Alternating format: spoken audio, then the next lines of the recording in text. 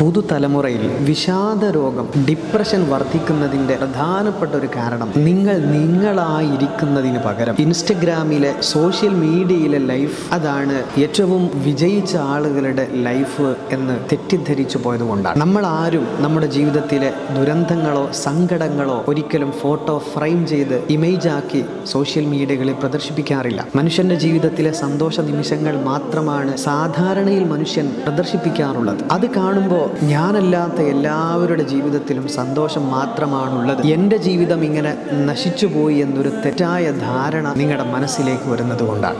എല്ലാ മനുഷ്യരുടെ ജീവിതത്തിലും സ്വകാര്യ ദുഃഖങ്ങൾ ധാരാളമുണ്ട്. ദുഃഖങ്ങളും സന്തോഷങ്ങളൊക്കെ മനുഷ്യ ജീവിതത്തിലെ സ്വാഭാവിക പ്രതിഭാസമാണ് എന്ന ഒരു ധാരണ നമുക്കുണ്ടെങ്കിൽ നമ്മുടെ സിറ്റുവേഷൻ എന്താണ് അത് അംഗീകരിച്ച് സന്തോഷിക്കുക. ജീവിതം ചെറുതേ ഉള്ളൂ. ഇങ്ങനെ അപ്പുറം ഇപ്പുറം നോക്കിക്കൊണ്ടിരുന്ന് സ്വന്തം ലൈഫ് നശിപ്പിക്കാതെ തൃപ്തിയോടുകൂടി ജീവിക്കാൻ നോക്ക്. സമാധാനം വരും.